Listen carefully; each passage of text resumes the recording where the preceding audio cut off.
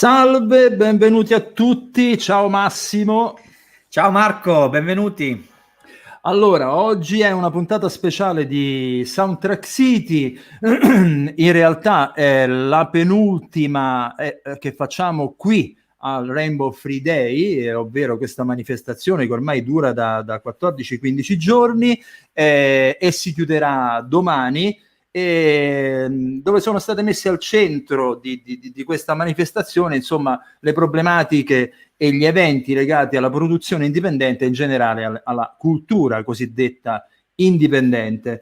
Allora oggi noi ritrattiamo anzi un qualche cosa che lo scorso 21 giugno abbiamo già trattato. Se vi ricordate, lo scorso 21 giugno, caro Massimo, c'è stato lo speciale senza musica, c'è stata una manifestazione diciamo così di protesta spontanea di un po' tutto il comparto artistico riferita al concetto a tutto quello che sta accadendo in questo momento di lockdown, alla musica, ma in realtà non solo alla musica, perché noi da un po' di tempo cerchiamo di occuparci anche di questioni che esulano dalla musica stessa. Allora, la fibrillazione continua a tutti i livelli, i teatri sono chiusi, gli auditorium sono chiusi, l'attività live non esiste, anche le questioni legate allo streaming, ovvero le piattaforme digitali e tutto lo sfruttamento che c'è degli artisti che hanno delle remunerazioni, delle royalties ridicole, e quando si parla di piattaforme digitali parliamo sia di Spotify, ma di tutte, di tutti, Amazon, YouTube. Esatto, fino ad arrivare anche a Netflix. Di questo ne parleremo dopo con due compositori, Pivio di Pivio e Aldo Descalzi e Pasquale Catalano. Ma insomma, siccome vogliamo stare sul pezzo, vedo tutti quanti sappiamo come Sanremo sta tenendo in sta ansia, creando degli sconvolgimenti, infatti. Centinaia di migliaia di italiani. Allora, invece no. Invece in realtà questa storia di Sanremo sta mettendo in luce una serie di contraddizioni che stanno venendo fuori, i teatri chiusi da una parte, però invece l'Ariston aperto. Allora io farei entrare Massimo velocemente il nostro primo ospite, Stefano Chiodaroli. Esatto. Parlane un po' te. Stefano è un attore, l'avrete conosciuto, un comico, conosciuto, diventato anche attore. Abbiamo parlato tanto di un suo documentario molto particolare in una nostra vecchia puntata di Soundtrack City, e diciamo che Stefano è bello caldo, bello acceso per la questione soprattutto dei lavoratori dello spettacolo e di questa questione che dicevi tu, Marco. E c'è tutto chiuso e teniamo aperto i festival di Sanremo col pubblico, il pubblico pagato, il pubblico che applaude, facciamo i clap, non li teniamo, boh, vediamo che cosa ci vuole dire Stefano, che ha detto, ha espresso la sua opinione bella accesa. Allora noi facciamo entrare Stefano e diciamo che il sottotitolo di questa puntata è L'Avvelenata. Noi dedichiamo ad esempio l'Avvelenata di Guccini, ecco, noi quello è il concetto, quindi oggi parlate, dite tutto quello che avete da dire, tanto ormai, tanto ormai non c'è niente da perdere.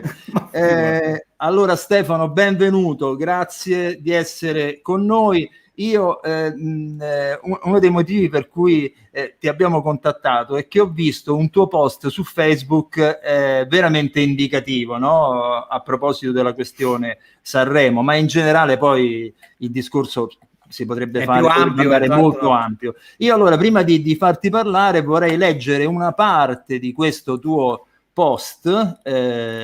Allora, che parte, il titolo è Sanremo ci saremo. Allora, questo post dice a un certo punto: ogni inizio di un gesto d'arte ci dà gioia perché è un bene per tutti, ma contemporaneamente ci aspettiamo che oltre all'Ariston riaprano tutti gli altri teatri e che tutti noi si possa ricominciare a cantare, a ballare, a recitare, a lavorare per un pubblico che è sempre stato al sicuro. Se così non sarà, andremo fisicamente a Sanremo a protestare contro quella che riteniamo una palese ingiustizia e a ricordare i bisogni dei lavoratori dello spettacolo.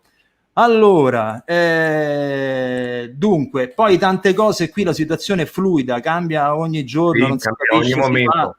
non si fa, forse... Io me ne vado, Amadeus forse... me ne vado, no, rimango se ci sono i clapper, come li chiamano gli americani, quelli là a pagamento, così sono tutti contenti, tutti felici. Dai Stefano, di la tua senza peli sulla lingua, dai, vai, spara. Okay. Allora, intanto grazie di questa opportunità, di questa ospitalità. Mi viene in mente una battuta, che se Amadeus non dovesse fare Sanremo, poi magari ci sarebbe mia madre, che è vecchia, che direbbe: ma come non c'era? L'ho visto in televisione. Beh, tanto comunque c'è lo stesso, non è che non rinuncia né al lavoro né al reddito, semplicemente, per cui è un po' è un harakiri, è un seppuku discutibile questo qui. Detto questo, questa battaglia io, come tutti gli artisti, volentieri non l'avrei fatta, perché noi vogliamo essere il musicista invisibile, l'attore invisibile, il cantante invisibile, vogliamo fare il nostro e non vogliamo passare per rompicoglioni.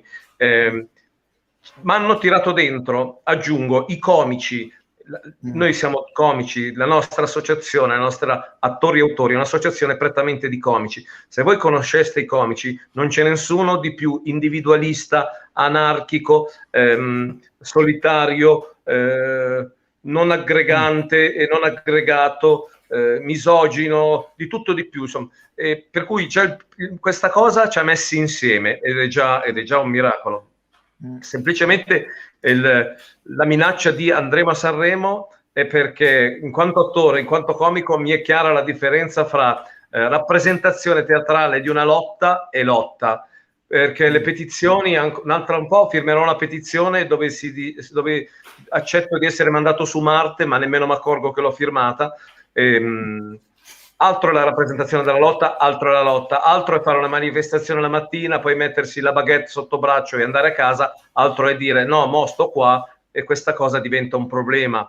Ecco, noi abbiamo voluto porre quest'idea fisica forte di o succede questo o c'è un problema, che sembra un po' una cosa da bulli da strada, però veramente abbiamo firmato tutte le petizioni a tutti i segretari, con la telefonata, l'amico che conosceva un sottosegretario che avrebbe potuto farci parlare con abbiamo contattato i parlamentari, insomma, abbiamo provato tutte le vie che penso voi stessi abbiate esperito in questi periodi e non è servito a niente. Sanremo è solo la goccia che ha fatto traboccare il vaso. Sanremo in sostanza è un luogo dove si raduneranno 380 persone, pagate o non paganti, ma io dico sempre, se 380 paganti prendono una cibalgina, la cibalgina fa lo stesso effetto che farebbe se la prendessero 380 pagati, non cambia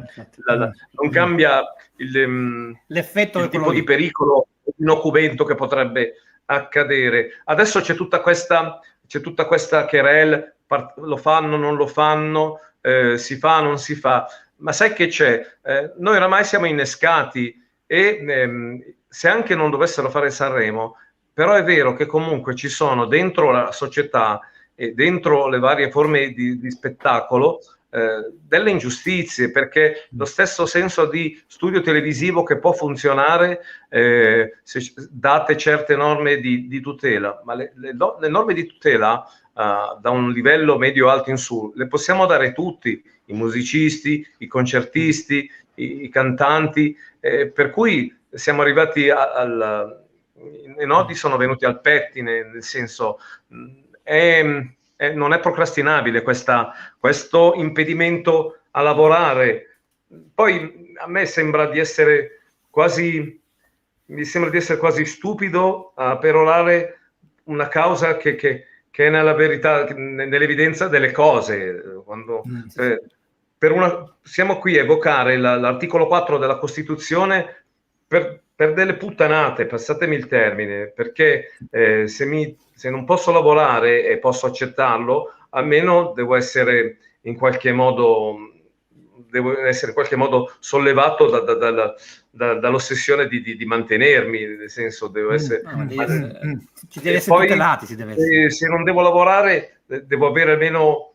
mi devi almeno parlare e darmi almeno contezza del tempo, perché se anche dovessero dire paradossalmente fra un mese, fra due, va bene, riaprite domani, ma quale organismo teatrale, quale locale si mette a riprogrammare o a pensare al futuro con questa incertezza, se già l'altra volta ci siamo adeguati come teatri con tutte le forme di sicurezza, prima era un problema di sicurezza, poi è diventato un problema etico, perché poi dicevo, beh, comunque le persone insieme sono comunque un problema, arrivederci e grazie, e chiudiamo. Questa cosa crea sfiducia.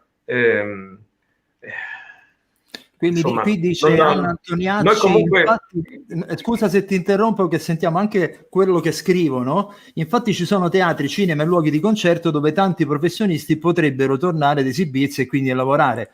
Sì, ci sarebbero, ma... il problema è quello che diceva Stefano, il problema è rimettere in piedi tutta una macchina che è stata quando anche si potrà ricominciare, a parte questa follia che vogliono che certi spettacoli sì e certi no, a parte questi bizantinismi di dire in questo momento siamo studio televisivo, in quest'altro momento siamo un'altra cosa. A me viene in mente una barzelletta che raccontava Moni Ovadia in teatro, che è una barzelletta ebraica, ma che rende molto l'idea, ed è la storia di uno molto pio, di questo rabbino molto pio, che si trova per strada nel giorno di sabato in cui non potrebbe fare nulla e trova per terra un rotolo di 500 euro e nel giorno di Shabbat non potrebbe fare nulla, perché se lo raccoglie va contro quello che è il dogma della sua religione. Allora lui prega e poi racconta ai suoi fratelli: io ho pregato Yahweh, tutto intorno a me era sabato, ma dove ero io? Era venerdì. Ecco, questo più o meno. E qua è la stessa storia, cioè tutto intorno è sabato, ma dove c'è lo studio? Ma dove siamo noi? È venerdì, è un altro tempo, un altro giorno. Non è vero. Qua si invertono le parti, cioè noi che siamo dentro il reale ci inviperiamo e ci arrabbiamo perché siamo abituati a misurarci con il tema della realtà. E il vero negazionista, passatemi il termine, tra virgolette, è chi nega la complessità della realtà di cui siamo fatti. Infatti. Con cui adesso, e quando noi diciamo veniamo fisicamente a Sanremo, noi facciamo un regalo a loro, gli poniamo di fronte la vita reale che ha urgenza di continuare, tutto qua. Poi io lascio fuori da questo tema qualsiasi discussione, vaccini, salute, cose, non ne so nulla. Se chiedono chi vuole tacere per 100 anni su questo tema, io alzo la mano, veramente. Comunque è bellissimo questo. Appena ho detto faccio questa cosa, mia moglie mi ha detto: ma se poi non ti chiamano più, io gli ho detto: guarda, già non mi stanno chiamando, per cui non c'è problema.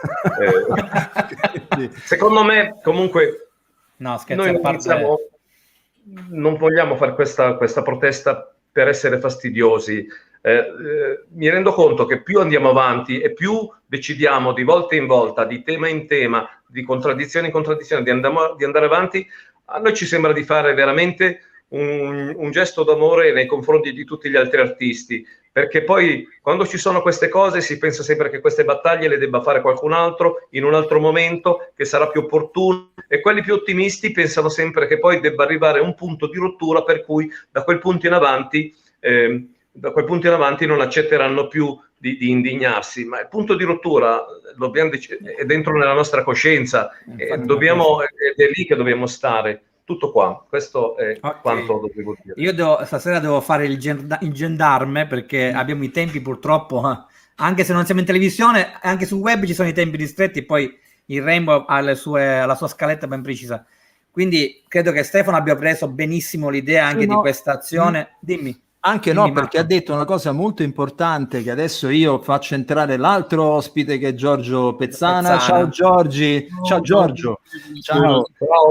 Allora, ciao Giorgio, grazie di essere con noi. Perché mi piace questa immagine che ha creato Stefano prima, dicendo: noi andiamo a Sanremo anche per far vedere la realtà, come se invece all'interno dell'Ariston ci fosse una sorta di realtà, di qualche cosa, di una realtà, diciamo così, posticcia. Allora, parlo con Giorgio Pezzana, giornalista, anche qui perché ho trovato un suo post. Giorgio ha seguito per molto tempo Sanremo, no? Se non vado errato, Giorgio, ecco, quindi parli per esperienza diretta. Ecco, vorrei leggere una parte del post che qualche tempo fa ha scritto Giorgio, peraltro prima Stefano parlava di Moni Ovadia, perché quello che leggo è una parte del post di Giorgio che era stato scatenato da un post invece di Moni Ovadia, ma comunque questa parte io credo che ci vorrebbe un po' più di rispetto anche per chi calca un palcoscenico al di fuori della propria dimensione. È vero, è vergognoso che teatri e cinema siano ancora chiusi mentre ci si arrovella per non rinunciare al Festival di Sanremo. Inutile dire che le cifre in gioco sono, almeno nel confronto con il teatro, clamorosamente diverse, ma non importa. La vita non è solo questione di denaro, però sostenere che si preferisce Sanremo alla cultura è fuorviante ed errato. Ora ti ho dato il là, caro Giorgio. Per quanto riguarda Sanremo, a me sembra che le questioni sono andate molto al di là del festival in sé, in qualche modo. È che il festival si ritrova in questa data, febbraio, a un anno più o meno dal lockdown, teatri ancora chiusi, auditori non ancora chiusi, e non si può pensare a una discriminazione di questo tipo, dove il teatro si trasforma in un set televisivo e quindi si aggira il decreto. Tu siccome dirigi anche un festival che invece quest'anno non è stato fatto proprio per questo motivo qui, no? Per le norme anti-Covid, come se ne esce, se c'è un modo di uscirne, sia dalla questione Sanremo che dall'attività live dei festival? Ma per quel che riguarda Sanremo, personalmente sono convinto che siamo arrivati a un bivio e dovrebbero prendere una decisione che sia quantomeno dignitosa. Cioè, il Festival di Sanremo non si può fare in queste condizioni, e questo è il gatto, e non fateci caso. Perché bisogna arrivare a rendersi conto che un pubblico messo lì posticcio è grottesca questa cosa, sinceramente. Cioè, il pubblico o c'è o non c'è. E allora a questo punto ha ragione Amadeus quando dice: io in un teatro vuoto non faccio nulla, e non facciamo nulla e fermiamolo. Oppure, in alternativa, facciamolo come tutti gli altri anni, però riapriamo tutti i teatri. Perché non esiste un teatro Ariston che è un teatro Ariston particolare e tutti gli altri teatri che sono dei teatri che devono rimanere chiusi perché non ci sono gli interessi della RAI che coinvolgano l'operazione. Sappiamo bene che la RAI ha degli interessi milionari in questa cosa, però io che sono stato 26 anni a Sanremo, sinceramente, quando mi vengono a dire facciamo il Festival di Sanremo a tutti i costi, però Piazza Colombo sarà deserta. Piazza Colombo era il polo di riferimento di tutta la manifestazione, lì c'era musica live tutto il giorno, si alternavano tutti questi ragazzi che non fanno il festival, ma che evidentemente lì avevano una possibilità di avere una loro visibilità. Lì si accalcava tutta la gente che sono gli appassionati del festival. Che facciamo? Chiudiamo Piazza Colombo? Va bene, deserta Piazza Colombo. Tutti i negozi, i ristoranti, i bar, che orari dovrebbero fare i bar? Allora a Sanremo possono aprire fino a dopo le 18, invece a casa mia, Biella no, devono tenere chiuso. Cioè siamo in una situazione in cui o si decide veramente di fare un passo che sia uguale per tutti e che rimetta in moto tutta la macchina dello spettacolo, o se no dire facciamo un festival di Sanremo e trasformiamo l'Ariston in uno studio televisivo, è di una ipocrisia inaccettabile.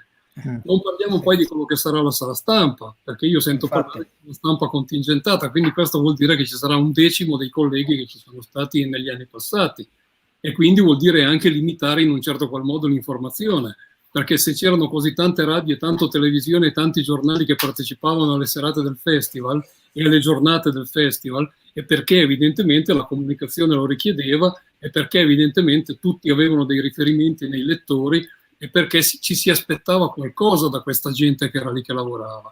Ora che facciamo? Facciamo le 10 testate più importanti, e chi le decide quali sono le 10 testate? Infatti, così va capigliato tutti quanti.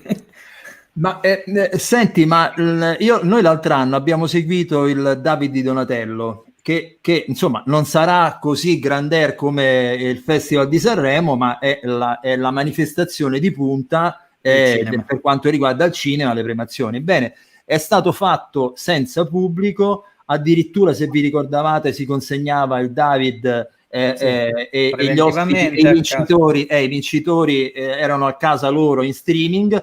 Una cosa evidentemente abbastanza tristanzuola, perché certo dal red carpet ai tinelli di casa, insomma, ne passa però voglio dire, è stata, nessuno ha reclamato della discriminazione verso altre cose.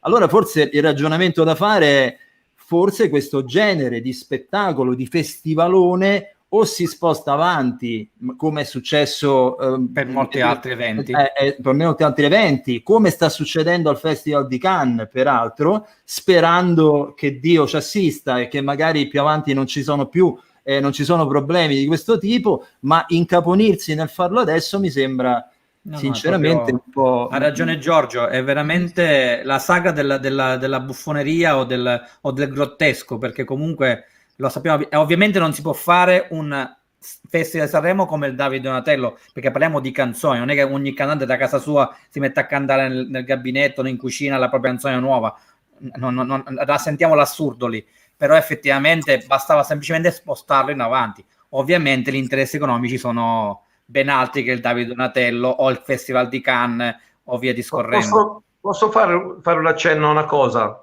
Sì, Stefano, vai. Voglio solo dire una cosa. Quello che diciamo noi non è se non partiamo noi non parte Sanremo, ma semplicemente se parte Sanremo partiamo tutti. E anche dal punto di vista economico, pensa come sarebbe bello e diverso se buttano in là di 2 o 3 mesi e la sera in cui parte Sanremo partono tutti i teatri e fanno dei collegamenti da tutta Italia con la Scala che apre, San Carlo che apre, una ripartenza bella. Invece così sembra, sì, domani arancione, giallo, celeste, sembriamo quasi dei Carbonari a riaprire il teatro.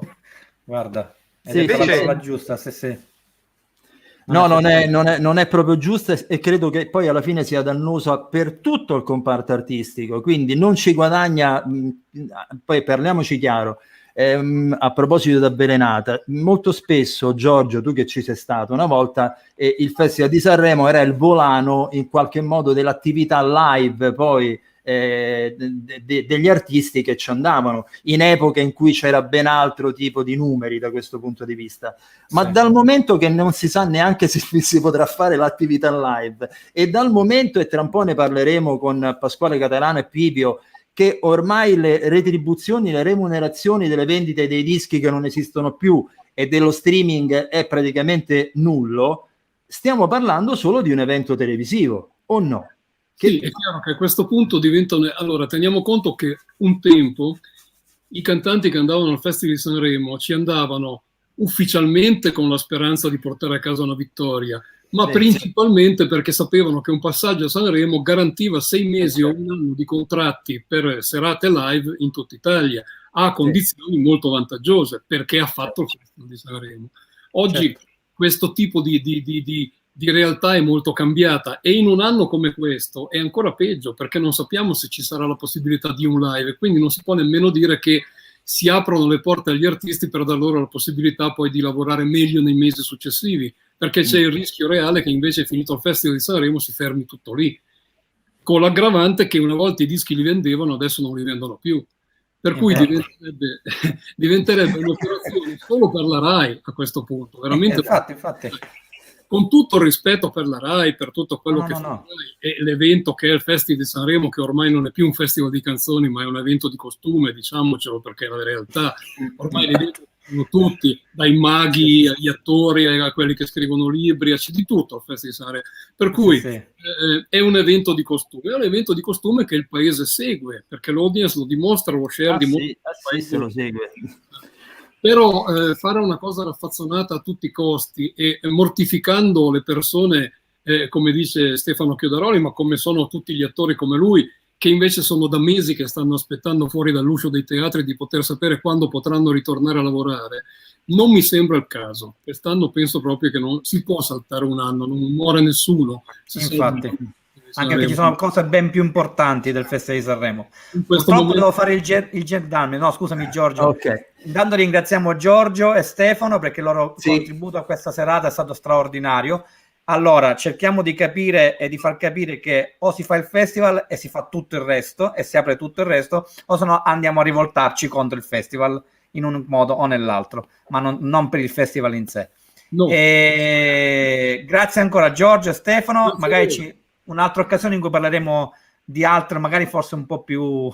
Ah, e poi una cosa la dico a Stefano. Parliamo di piatti regionali la prossima volta. Però aspetta Stefano, se vai a Sanremo però noi ti chiamiamo. Ah sì. Certo.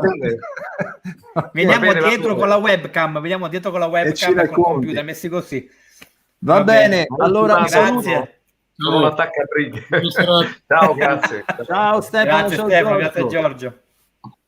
Allora in questo momento abbiamo per parlare di un altro elemento veramente non diciamo disturbante, non poco, l'hai accennato tu, il fatto dello streaming e delle retribuzioni che sono veramente a livello di roba ridicola da presa per i fondelli.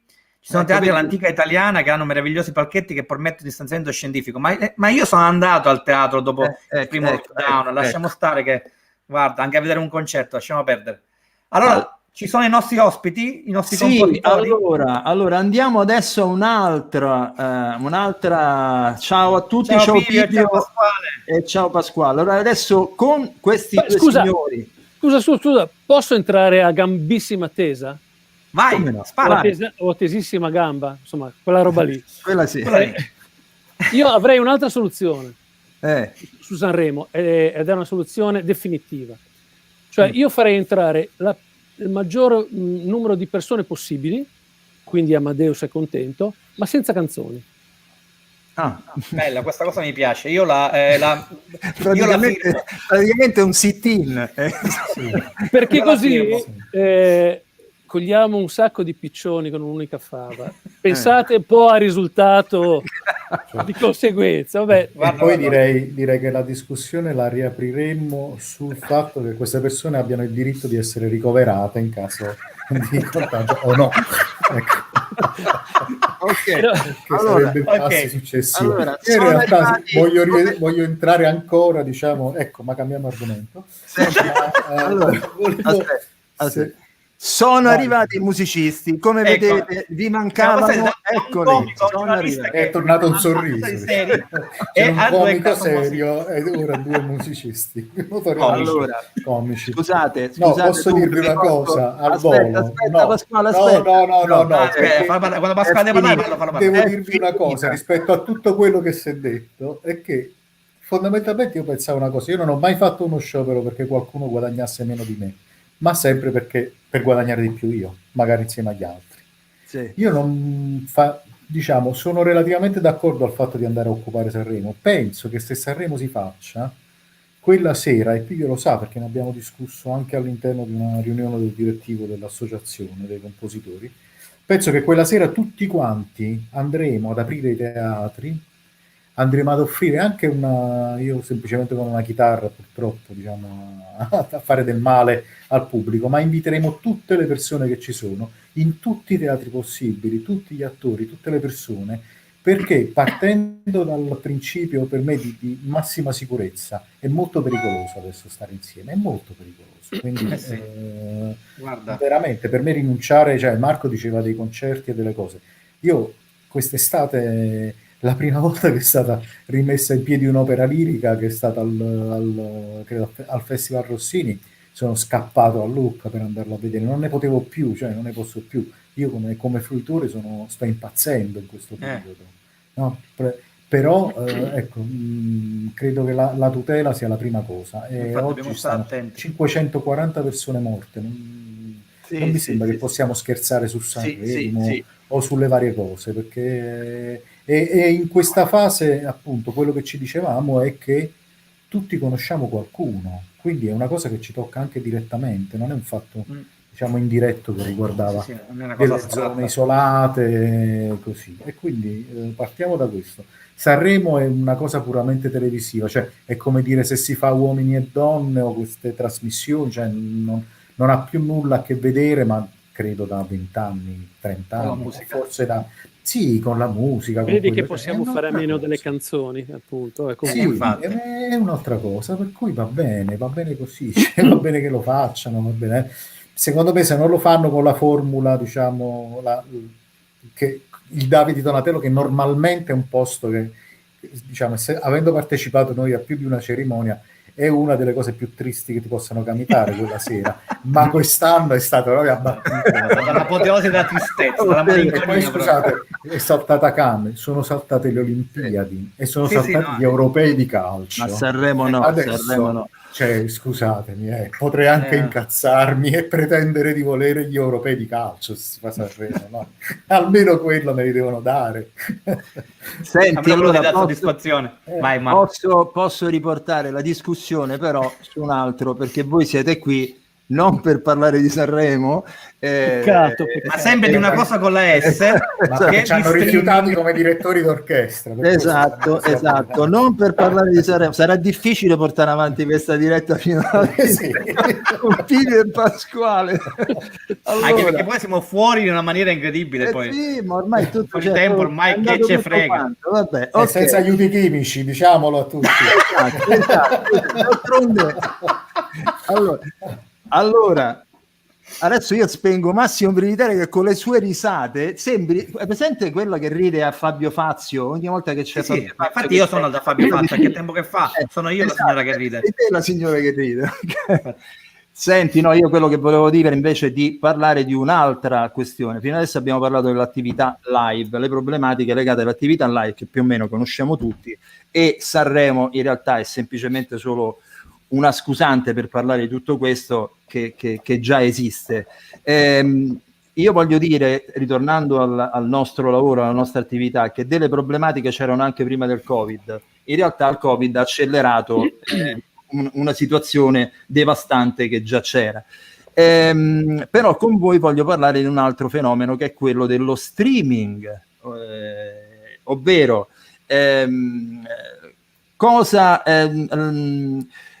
cosa arriva nelle tasche dell'artista o delle maestranze o di tutti coloro che hanno a che fare con la musica, con la produzione di contenuti, da Netflix, da Spotify e compagnia cantante. Allora, noi addetti ai lavori sappiamo che esiste ormai uno stato di crisi che non ha nulla a che fare con il Covid, ma che ha a che fare appunto con, ad esempio, la decadenza di un istituto giuridico come il diritto d'autore, perché ci sono piattaforme che non pagano più il diritto d'autore.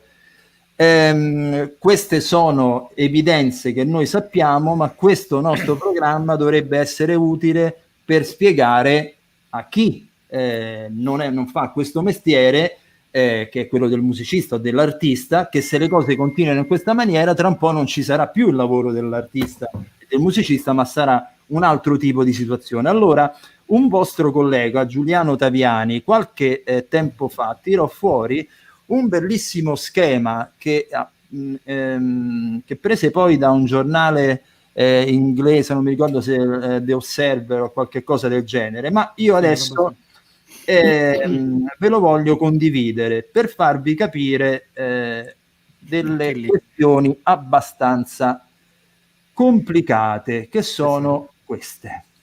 A che livello di assurdità siamo arrivati? Esatto.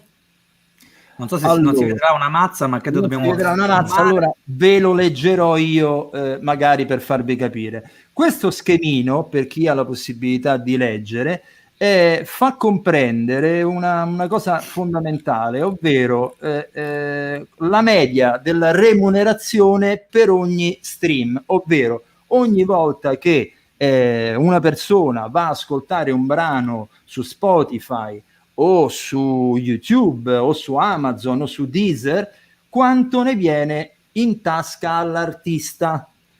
Allora io cercherò di essere il più, non vi faccio perdere in tante chiacchiere. Quella fondamentale è la terza colonna. La terza colonna è quella dove si parla del numero di streaming che occorre per guadagnare la paga di una giornata lavorativa al minimo sindacale negli UK, perché questo è stato fatto, questo grafico è stato fatto negli UK.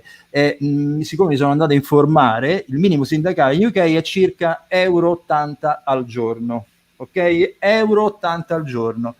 Per avere questa paga su Amazon bisogna avere 53.662 visualizzazioni per arrivare a €80 all'artista. E Amazon, vi voglio anche dire, che è colui che paga meglio, è il primo in classifica, è quello che paga di più. Ti interrompo. Aspetta, vado non in Italia. In Italia Amazon non dà una lira. Ecco, la differenza è questa. In Italia Amazon si vende come un servizio, no, ma tu benefici Amazon Prime non come abbonato a una piattaforma, ma come una persona che ha un servizio domiciliare. È vero, è un regalo, è un gadget. Mentre YouTube, per avere questi €80 bisogna totalizzare, YouTube è quello che paga di meno, 410.353 visualizzazioni. Ora, è evidente che è ridicolo anche stare qui a parlare oltre, noi comprendiamo bene che con queste cifre non è possibile pensare di lavorare, che il lavoro del musicista sia tale. Allora a questo punto chiedo a voi, a Pibio e Pasquale, che come me gli anni sono più o meno gli stessi, immagino. Noi abbiamo vissuto il mercato discografico, quello di una volta, cioè con i dischi e poi il CD e infine lo streaming.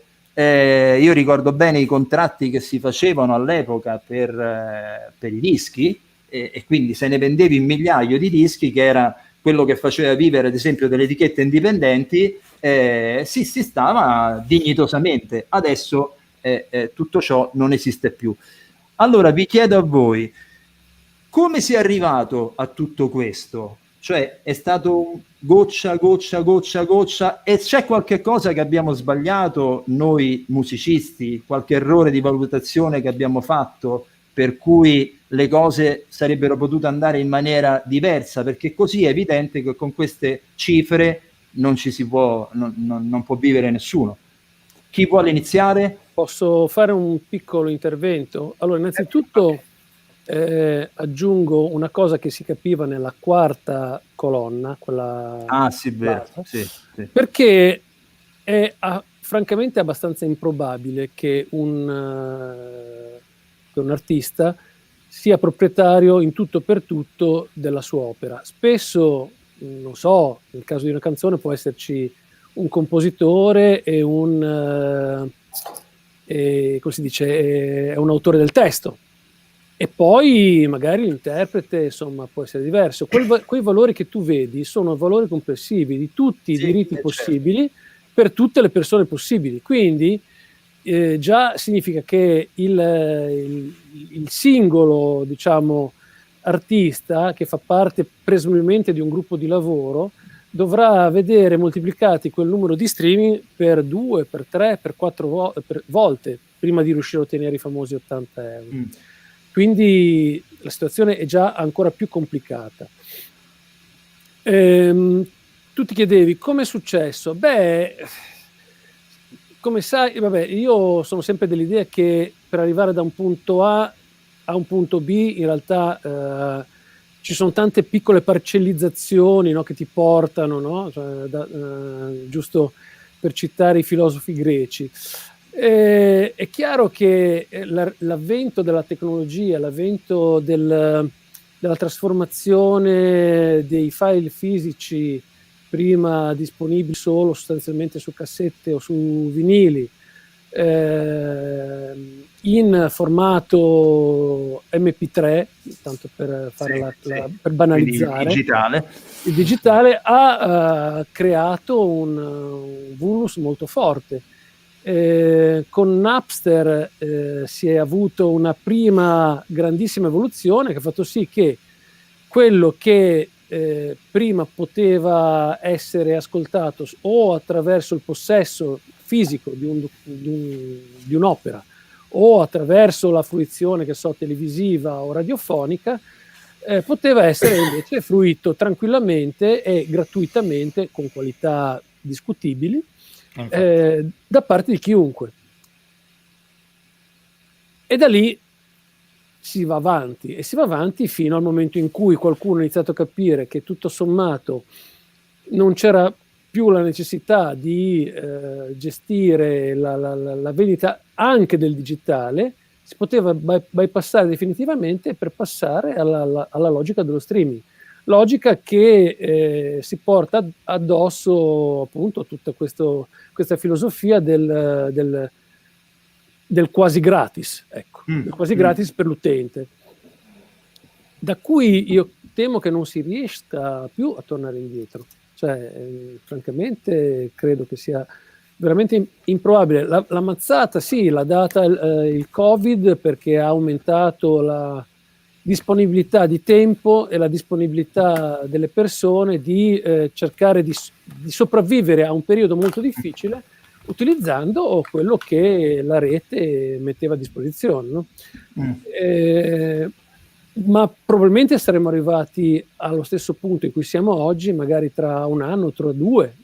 Cioè, il Covid ha solo accelerato in maniera compulsiva un meccanismo che ormai era lanciato e dal quale francamente non credo che si torni indietro.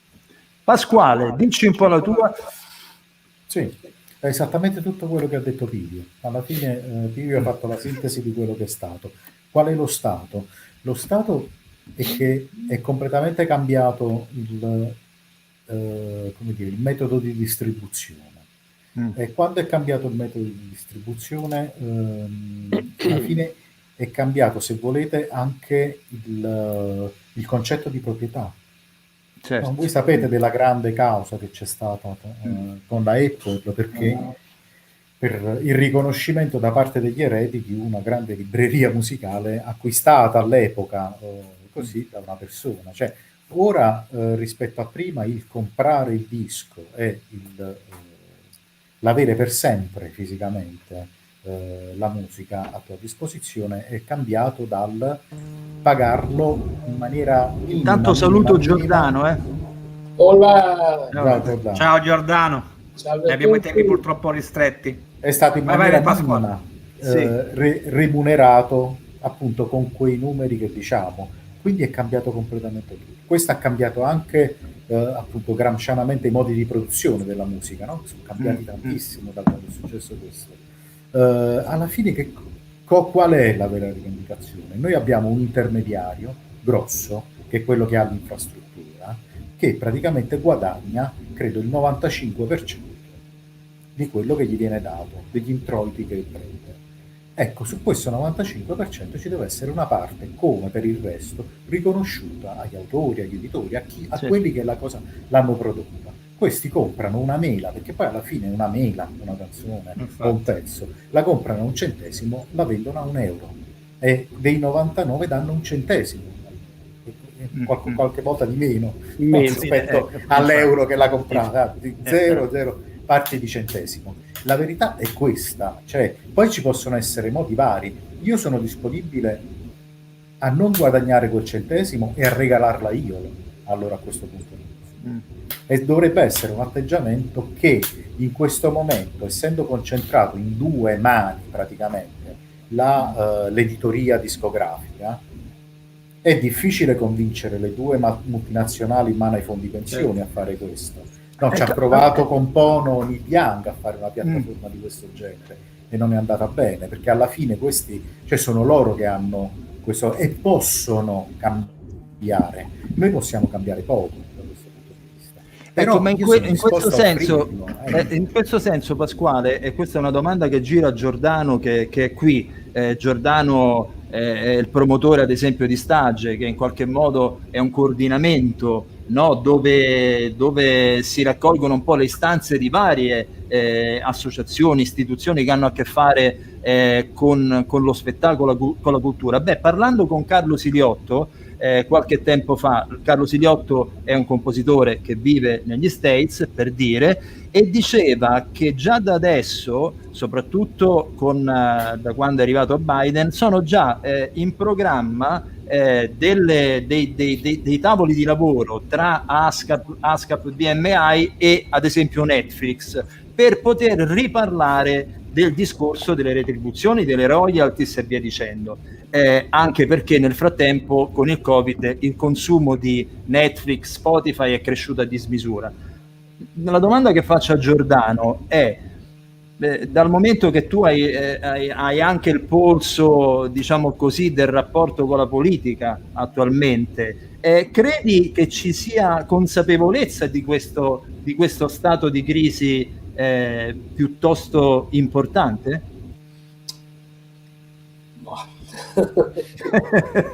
Mi sa di no. Domandona. Mi sa di no, comunque. No. Facciamo finta di niente. Do una notizia: abbiamo fatto questo coordinamento Stage e Indies, che raduna una sessantina realtà associative della filiera delle piccole imprese, lavoratori, insomma tutta la filiera indipendente piccola, che è quella che poi fa la nuova musica italiana, negozi di dischi eccetera, che ha un po' dato il là anche questo Rainbow Free Day. Lunedì alle 10 siamo convocati da Ricciardi, consulente del ministro Speranza, se resterà Speranza, per tutte le decreti sicurezza igienico-sanitari, in questo caso per fare un protocollo di ripartenza per la musica e lo spettacolo.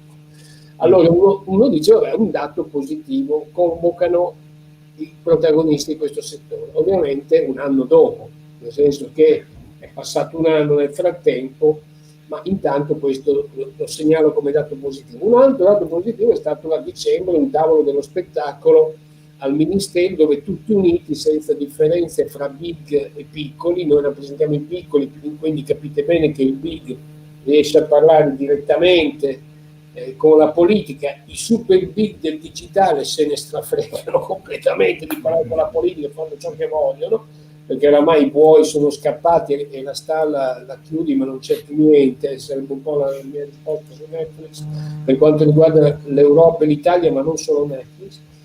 Peccato che nel frattempo il direttore dello spettacolo dal vivo, l'ottimo Cutaia, è stato cambiato, è stato messo alla direzione creatività, non c'è un direttore generale dello spettacolo dal vivo, cioè nel pieno della pandemia, della crisi di un settore che rischia di lasciare a casa 100, 200, 300.000 persone, 337.000 sono quelli dichiarati all'ENPAS più o meno. Si fanno tavoli per aziende che hanno 100, 200, 300 persone che vengono lasciate a casa, tavoli di crisi ai ministeri, non c'è un tavolo di crisi presso questo governo.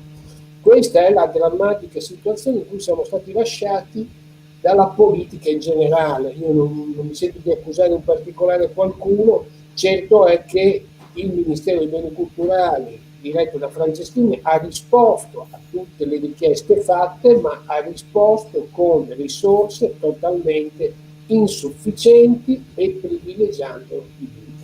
Ultima cosa, rispetto al digitale, dico appunto oramai è tardi, nel senso che si è permesso in questi 20 anni di costruire dei monopoli digitali che contano molto di più di un governo, nel senso che ci sono Google o altri colossi che se vengono convocati dalla SIAE neanche ci vanno a trattare perché non hanno tempo, perché dicono mandaci una mail, ti faremo sapere, dico come battuto ovviamente, però è perché purtroppo questo fenomeno, uno, non è stato fermato a livello europeo creando un motore di ricerca alternativo a Google, due, non si è incentivata la digitalizzazione delle imprese 20 anni fa, contrastando quindi questi che erano dei monopoli. Terzo, ci aggiungo la totale, no, non è totale, assolutamente sbaglio, però in questo caso anche una parte di ignoranza del settore, mi ci metto anch'io, perché 20 anni fa io facevo i convegni sul supporto fisico e digitale e il 99% degli artisti diceva che mai avrebbe messo la sua musica compressa in un file MP3 perché il CD era meno, che nei discorsi che si facevano 20 anni prima dal CD al vinile, che sono gli stessi discorsi che si fanno adesso sullo streaming, nel senso che il mondo cambia. Se noi non ci appropriamo dello streaming, tra 3, 4 anni, 5 anni, ce l'avranno di nuovo in mano monopolisti mondiali che faranno fare a noi i pionieri gratis, facendo migliaia di visualizzazioni gratuite su Facebook, di qua, di là, di su e di giù, e poi fra un po' compreranno tutto e in qualche modo torneranno a essere dominus. Serve una legge europea che fermi questi digitali. Quindi la notizia che mi dai di Biden, che non sapevo, mi sembra una notizia ottima, eccezionale, perché bisogna stare a un tavolo a trattare e pagare l'equo compenso che tutta la filiera merita. Le paghe di Spotify e di YouTube, io lo dico di quanti marchi, sono da caporalato. Quando io vedo i servizi di caporalato dei pomodori, ma dico, ma quando se ne farà uno sul caporalato dei musicisti? Dove un brano, se ti vuoi mangiare una pizza una sera in 4 che l'hai fatto, devi fare 1 milione di visualizzazioni, che una volta, come disse Bobby Solo a un convegno che facevamo, dice, ma io con 1 milione mi comprai un appartamento ai suoi tempi, adesso ti vai a mangiare una pizza. Questo è quello che cambia, e i soldi se li trattengono i distributori digitali. Scusate, sono stato un po' lungo. L'unica cosa che ti volevo dire, Giordano, è che qualche cosa io invece penso che si potrebbe fare e si può fare. Se vi ricordate, qualche tempo fa è uscita fuori a livello europeo la famosa direttiva sul copyright, ovvero la web tax, e uscirono fuori delle affermazioni veramente populiste, nel senso più becero del termine, dove non si capiva che questa web tax in realtà la pagavano i vari Google e compagnia cantando, non gli utenti. Ebbene, con quei soldi della web tax, perlomeno, voglio dire, già tassarli, questo qui garantirebbe un introito magari per la cultura stessa. Sono 3 gli introiti che loro si tengono. Allora, la direttiva dell'Unione Europea sul copyright permetterebbe finalmente di far pagare a chi opera, dal giornalismo alla creazione musicale, un equo compenso. La web tax, che è un'altra cosa ancora, impedirebbe a questi di aprire una casella postale in Irlanda o a Londra o nel Delaware o altri posti che ben conosciamo, dove tu paghi $1 o €1 ogni milione di fatturato, che robe del genere, dove non c'è nessun personale e quindi evadi le tasse nel paese in cui operi. Terzo aspetto fondamentale sarebbe un tavolo in cui si obbliga a livello europeo questi signori a pagare i click, gli streaming, le visualizzazioni esponenzialmente almeno 10 volte di più di quello che lo pagano adesso. C'è una trattativa sindacale come si fa con quelli che raccolgono i pomodori. Quindi sono 3 le questioni. È ovvio che qui ci vuole una forte Unione Europea. È evidente che se inizia l'America, però con Biden, come dicevi, è un buon segno che può sicuramente permettere anche a noi di poter operare in tal senso. Se Netflix pagasse quello che spetta a coloro che danno i contenuti a Netflix, a cascata è chiaro che ricadrebbe finire. Ultimo aspetto che non viene spesso citato, ma anche la mancata concorrenza. Cioè la Russia, la Cina, una piattaforma europea, facciamole e facciamo in modo che anche queste, diventando antagoniste, permettano a un artista di poter almeno offrire al migliore offerente il suo prodotto, cosa che poteva fare prima con il mercato fisico, mentre oggi non è possibile. Io devo fare il gendarme per forza, perché siamo andati fuori totalmente. Intanto ringrazio Livio, Pasquale, Giordano. No, ma figurati, faremo un'altra puntata dove svilupperemo ancora meglio l'argomento, perché comunque ci sono altri eventi live che devono andare. Ho partecipato a questa 15 giorni che è andata veramente molto bene. Ecco, infatti, volevamo un resoconto. Ecco, ci fai un breve resoconto di come è andato questo primo anno di Rainbow? Guarda, sono 15 giorni in cui abbiamo avuto una presenza straordinaria costante online di gente che è venuta a vedere, tantissima gente che si è proposta e tanti momenti di altissima qualità. Ora ne cito alcuni, ma sono tantissimi, non voglio ovviamente dimenticare nessuno, ma abbiamo aperto con Tosca, abbiamo presentato le figurine degli Schiantos con le figurine Panini, abbiamo avuto questo eccezionale momento che è stato il top delle visualizzazioni con decine di migliaia di persone collegate, di Robby Facchinetti che ha rifatto con le bande musicali Rinascerai, Rinascerò, abbiamo fatto il Napoles Power, il folk, insomma veramente, e poi tante cose come queste sul cinema, quelle sul teatro, gli scrittori, si è mosso tutto il mondo della cultura indipendente. Cosa significa? E in più molta gente ha comprato a prezzi scontati, eccetera, eccetera. Significa che questo mondo c'è, che è questo il mondo che va sostenuto perché è capace di fare comunità. Ci sono arrivate tutti i giorni tantissime proposte, ogni giorno abbiamo dovuto implementare il programma con tante altre cose che ci arrivavano, molte le abbiamo dovute lasciare fuori. C'è, è di qualità, il ministero, le regioni, i comuni devono sostenere questa filiera, perché altrimenti il rischio è che, come per l'agroalimentare o la meccanica o altre filiere, si spostino all'estero e non abbiamo più chi costruisce le nuove colonne sonore, chi costruisce le nuove canzoni di musica italiana, chi costruisce nuove sigle, insomma chi costruisce tutto l'immaginario musicale che passa tutto da piccolissime imprese. Chi costruisce i contenuti, questo è il discorso. Io chiederei, caro Giordano, te la dedichiamo questo commento che ci è arrivato. Complimenti per Rainbow per queste boccate di ossigeno per il cuore e per la mente, insomma, dai, grazie Rossello, dai. Io ringraziamo veramente tutti. Grazie, magari ci dedicheremo con l'attuale Catalano che saluto, che non ha salutato. Ciao Giordano, grazie veramente.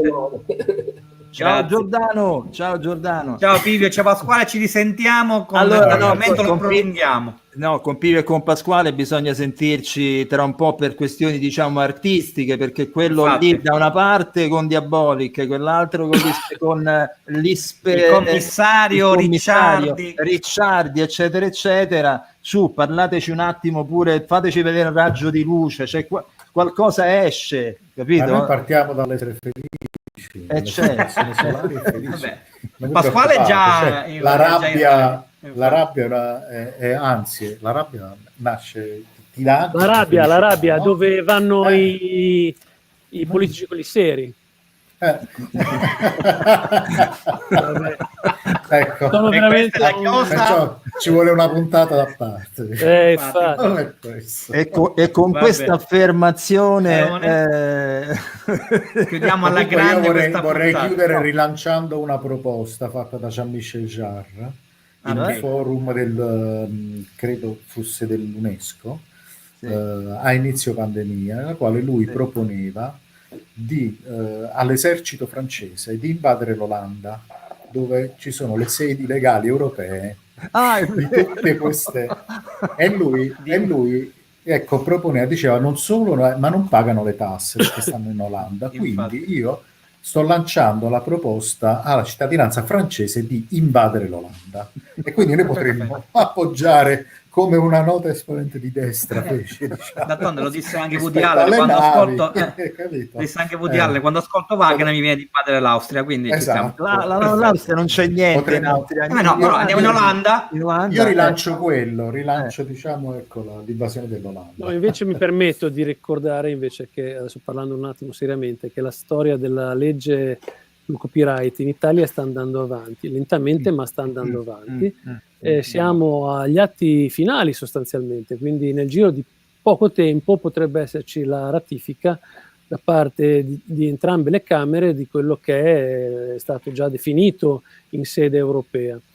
E da lì iniziano i veri giochi, perché a quel punto poi bisogna metterla in pratica, quindi ci saranno tutta una serie di attività, di decreti attuativi, bla bla bla, insomma, per il momento è rimasta sostanzialmente intonsa, cioè quindi la discussione non ha portato dei cambiamenti peggiorativi, che già non è male, visto che comunque il disegno che arrivava dall'Europa aveva già subito tutta una serie di revisioni per fare spazio a troppe cose, ecco.